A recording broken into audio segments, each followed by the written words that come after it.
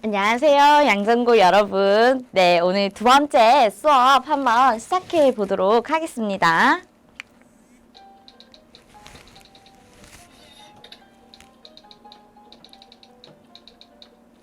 우리 같이 열심히 하는 걸로 하고,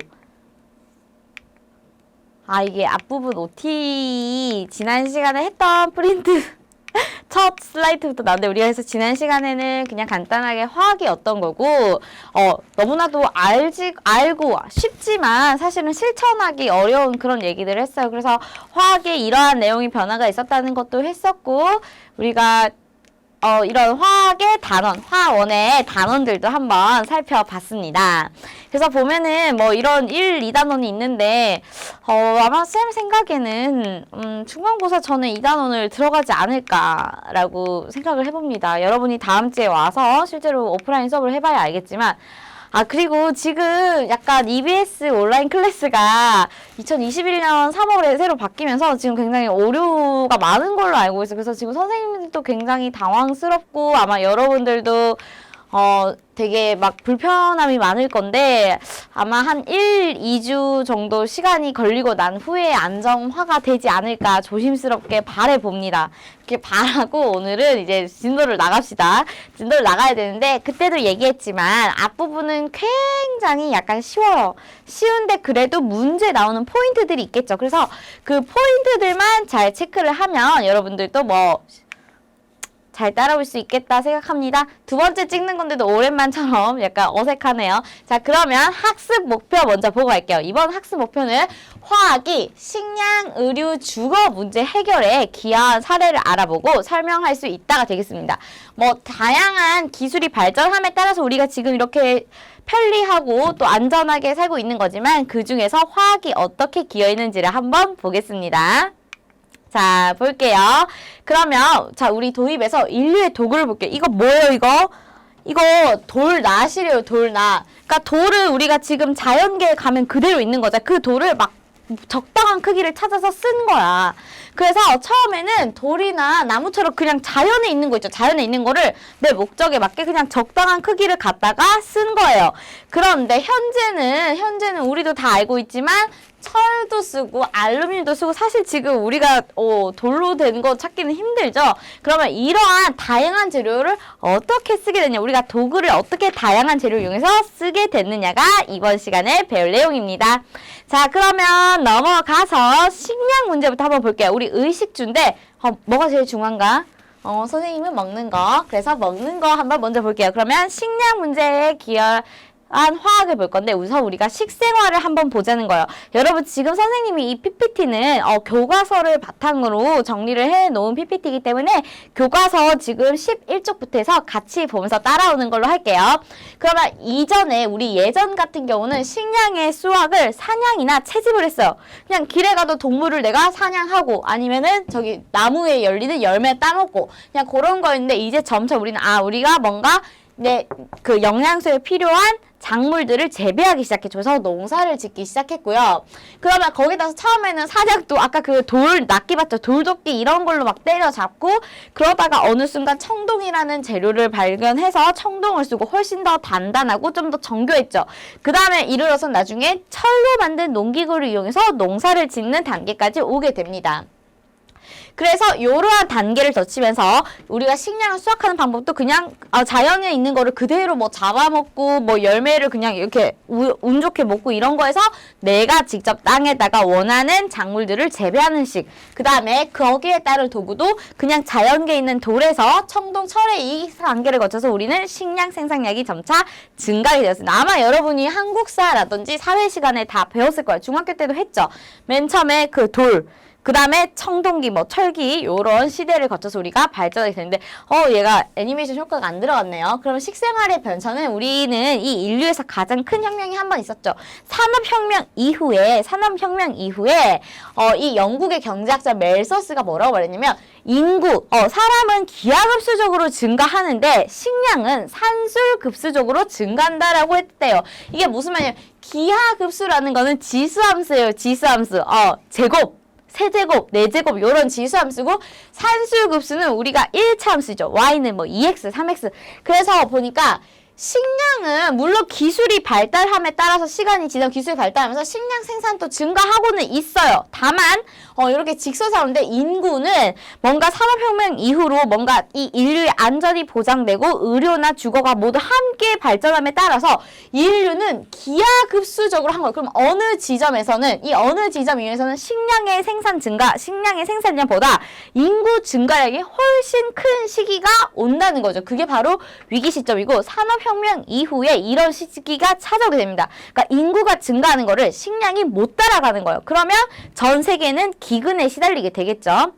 그래서 동물의 분뇨나 퇴비를 이용해서 식량 생산을 늘리려고 했어요. 내가 이제 농사는 짓고 있는데 땅 그 작물들이 잘 자라려면 이런 비료가 필요한데 이렇게 했지만 동물의 응가랑 막 이런 거 다 모아서 해도 못 따라간다는 거예요. 내가 충분하게 내 이 인구에 해당하는 식량을 생산한 만큼 충분하게 생산하지 못했다라는 겁니다. 그러면 우리가 그 전에는 천연 비료를 썼어요. 그러니까 동물의 응가라든지 뭐 인간의 분뇨라든지 뭐 사체 썩은 거 이렇게 썼는데 못 따라갔다고 해서 이제 우리 인류에서 가장 중요한 발전이 하나 나오게 됩니다.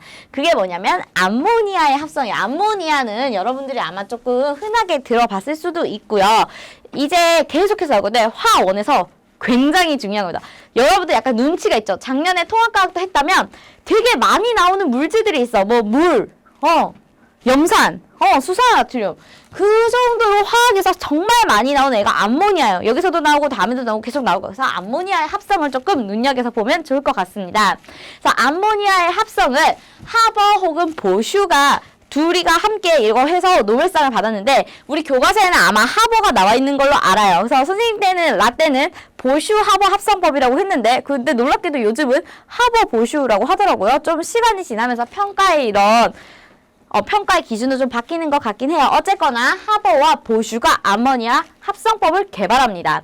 그래서 암모니아 합성법 헐 지금 화면에 잘 보이나요? 미안해요 여러분. 잘 안 보이죠? 그래서 이게 뭐냐면 여기 지금 질소예요. 질소. 질소 기체라고 적혀 있습니다. 정확하게는 질소 기체와 수소 기체를 합해서 뭐를 만드냐면 안 보이죠? 글씨 선생님이 노란색, 흰색 번갈아 가면서 넣어왔는데 이 파란색 동그라미 있으니까 하나도 안 보이네요. 질소 기체와 수소 기체를 이용해서 암모니아를 만든 거예요. 되게 오랜만에 판서했더니 글씨가 더욱 개발세발합니다. 그래서 이 화학식은 교과서에는 없어요. 뭐 지금 당장 알아야 하느냐는 아닌데 이따가 우리가 화학 반응식을 1단원 후반부에도 배울 거고 거기서 진짜 많이 나오는 식이에요. 암모니아 합성식. 그래서 그냥 지금 배운 김에 여러분도 알아들어보세요. 질소는 화학식으로 N2고요. 그래서 얘가 질소예요. 질소. 질소와 수소가 만나서 이런 암모니아를 만드는 게 지금 이 노벨상까지 받은 암모니아 합성, 하버와 보슈가 개발한 합성 방법입니다. 그 다음에 여기서는 이제 여러분들은 사실 이런 표현이 그렇지만 이 교과과정에서 중요한 포인트를 만들어야 돼요. 포인트를 만드는 게 아니라 이해해야 되는데 질소와 수소를 이용해서 암모니아를 만드는데 일단 첫 번째 당연히 재료, 질소와 수소 기체들을 이용해서 만드는 건데 근데 이 합성법이 일단 왜 노벨상을 받을 만큼 중요했느냐가 라는 거예요. 사실 우리 인간은 단백질 너무 중요하죠. 단백질에는 질소 원소가 포함되어 있어요. 여러분 통합과학에서 배웠던 질소 원소가 포함되어 있고 생명체에 이런 어떤 유기물의 작용에는 질소가 당연히 너무나도 필수적이겠죠. 근데 필수적이고 그럼 이런 유기물이 있으면 땅이 비옥해지고 식물도 잘 자라서 이러한 질소 원소가 땅에 많으면 그러니까 우리 사실 그 동물들의 분뇨나 이거 썼다는 게 다 이런 질소 유기물이 있기 때문인데 그런데 지금 우리 공기 중에 여러분 아는 사람은 알겠지만 대기 중에 78%가 질소 기체예요. 그러면 질소가 너무 많아서 그냥 질소 기체가 이렇게 많은데 근데 문제는 생명체가 쓸 수 있는 질소의 형태는 이런 원소 혹은 이온의 형태여야 하는데 이렇게 공기 중에 많은 질소는 N2개가 붙어 이렇게 분자로 존재해서 우리가 갖다 쓸 수가 없는 거예요. 이렇게 많은 공기 중에 있는 거를 갖다 쓸 수가 없었던 거예요. 그래서 이렇게 공기 중에 많은 질소 기체를 이렇게 질소 분자가 아닌 원자로 떨어져서 우리가 좀 더 우리가 생명체 쓸 수 있는 형태로 바꾼 데 의의가 있습니다. 그래서 그거 포인트도 알아두면 좋고 질소 기체를 우리가 바로 쓸 수 없었다는 점. 그러면 당연히 우리 공기 중에는 질소도 있고 수소도 있는데 걔네가 지금 암모니아 저절로 만들어집니까? 지금 여기 암모니아 있나요? 없죠. 사실은 질소 기체, 수소 기체를 이렇게 끊어내고 이렇게 암모니아를 만드는 게 생각보다 힘들었고 그 과정을 알아낸 거예요. 그래서 당연히 여기에서는 엄청난 고온과 엄청난 고압, 그래서 아주 높은 온도와 아주 높은 압력에다가 어떤 촉매를 써서 반응이 일어난다는 것도 기억해 주세요. 우리가 상온이나 그냥 일기압에서는 잘 일어나지 않고요. 굉장히 높은 온도, 굉장히 높은 압력에서 어떤 촉매까지 있을 때 이 반응이 일어난다. 그 온도와 그 압력과 그 촉매 조건을 발견했기 때문에 노벨상을 받았고요. 이러한 암모니아 합성으로 인해 질소 비료, 우리가 생명체가 이용할 수 있는 형태의 질소로 바꿨기 때문에 비료를 대량 생산할 수 있었고 그로 인해서 우리는 식량 생산량이 증가하고 아까의 식량 위기를 해결할 수 있었다는데 큰 의의가 있는 겁니다.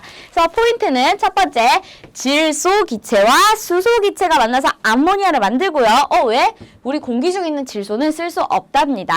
근데 이거는 그냥 쉽게 일어나는, 이런 상온에서 일어나는 것이 아니고 고온, 고압, 그 다음에 특별한 촉매가 있을 때 반응이 일어날 수 있다. 이러한 반응이 일어날 수 있다. 요걸 알아두고 그로 인해서 식량 위기를 해결했다가 포인트가 되겠습니다. 이 화학 반응식은 진짜 화원 내내 지겹게 나올 거니까 조금 당장은 아니더라도 익혀두세요. 질소와 수소가 만나서 암모니아를 만드는 반응입니다. 됐나요? 자, 그 다음 식생활의 변천을 보면 어업도 있어요. 우리 아까 사냥했잖아요. 사냥하고 채집. 물속에 있는 물고기 사냥하는 게 낚시인가? 어업이죠. 그래서 그 물고기를 잡는 어업에서를 보면 처음에는 천연 소재 있잖아. 우리 여기 막 면 같은 거 그 소재 금으로 썼더니 여러분 우리 그 순수 면티 있죠. 목화섬에서 그걸로 금을 만든다 생각해봐. 물에 젖으면 더 무거워지고 그러면 쉽게 끊어져서 물고기를 잡는 데 어려움이 많았대요.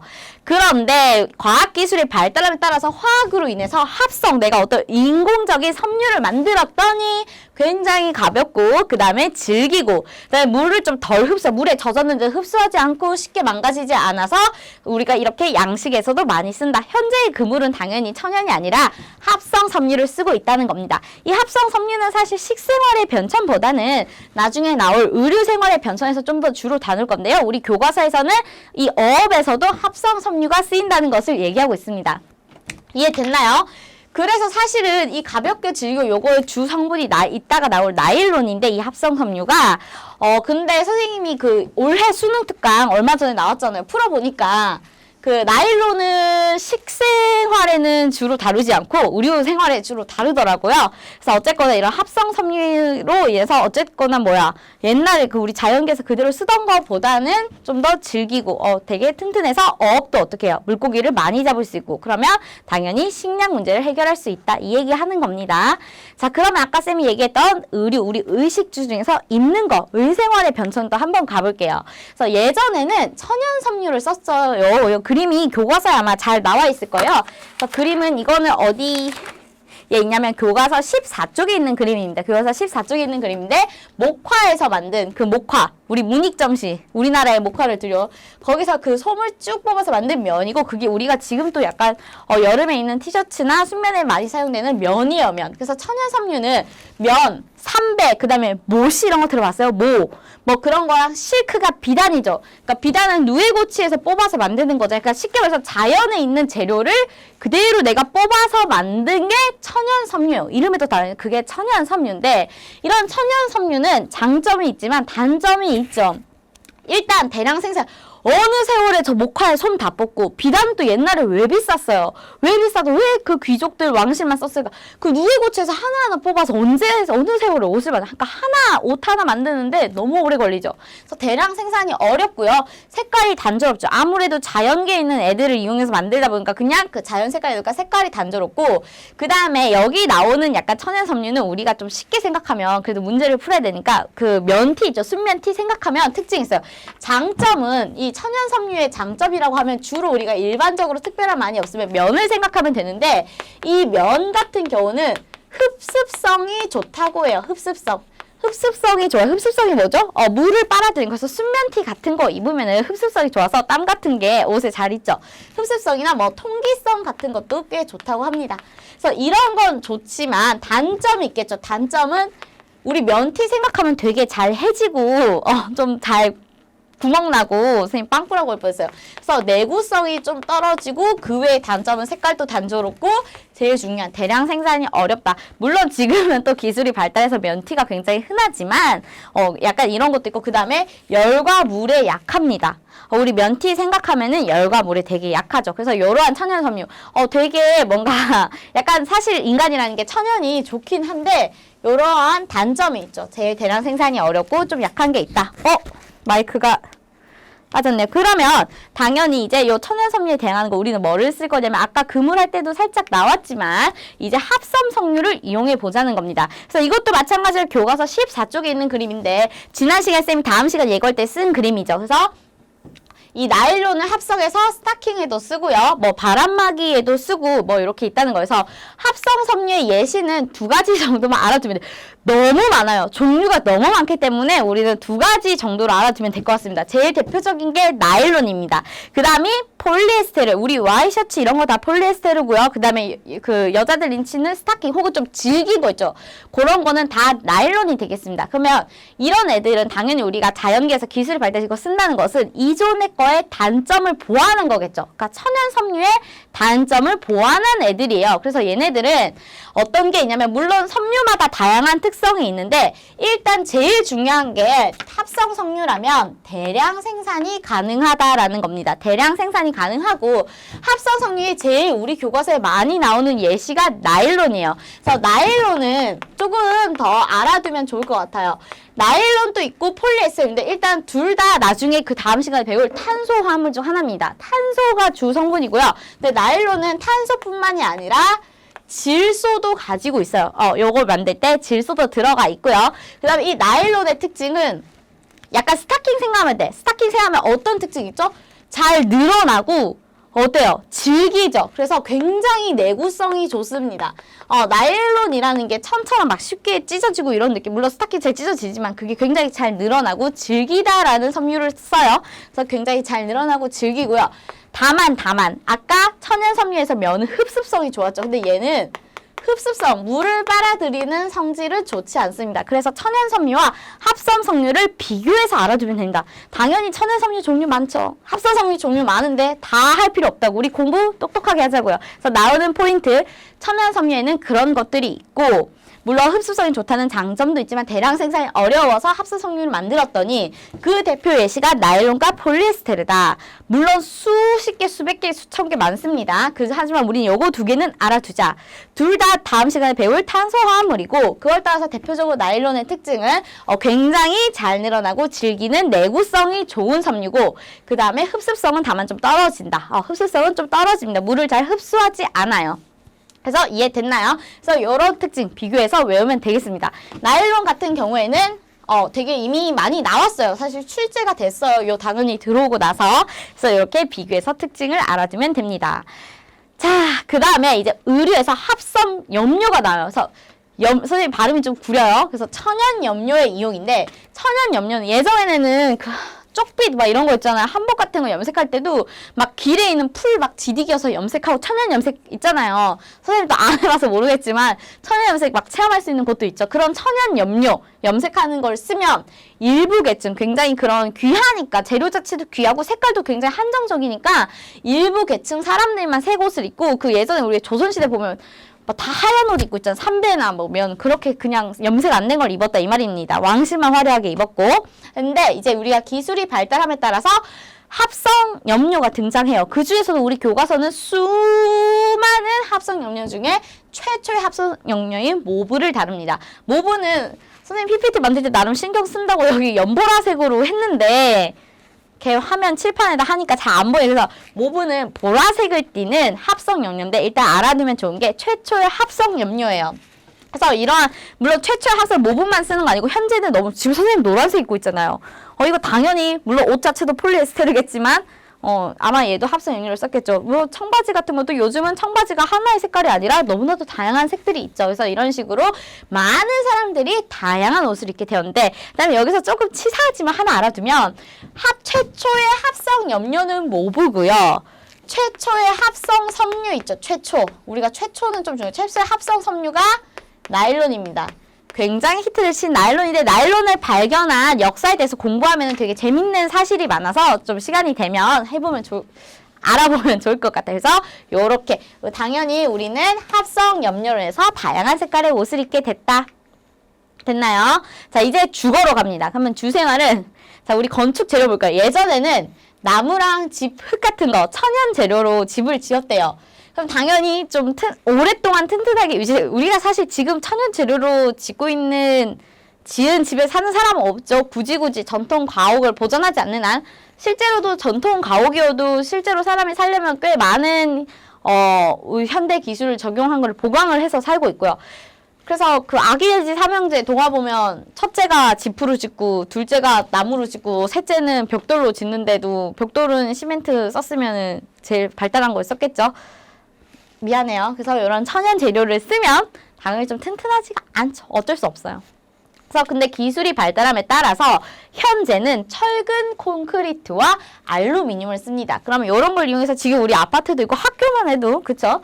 또 크고 높은 건물을 지을 수 있고 또는 대규모 건축물, 댐이나 다리 같은 것도 건설이 가능해져서 우리가 이 좁은 땅, 제한된 면적에서 훨씬 더 쾌적하게 그 다음에 좀 더 넓은 주거 공간을 이용해서 살 수가 있게 된 겁니다. 그리고 안전하겠죠. 비가 와도 무너지지 않고 요즘은 지진에도 견딜 수가 있고 이 외에 건축 재료에는 수능 특강에 의하면 근데 우리는 아마 내신은 교과서 위주로 낼 거예요. 그래서 별도의 뭐 그런 거 아닌데 혹시나 내가 좀 나 화학 하고 싶어 해서 봤는데 보면 그 외 재료로 유리 같은 것도 있고 그 우리 나중에 너무 많이 쓰이고 있죠. 유리도 있고 뭐 스티로폼 이런 애들도 나오고 뭐 그다음에 시멘트도 나오고요. 그런 애들도 다 합성 재료랍니다. 과학 기술이 발달해서 화학적으로 우리가 만들어낸 재료라는 것 정도는 알아둘게요. 그래서 다양한 건축 재료를 화학 반응을 통해서 얻습니다.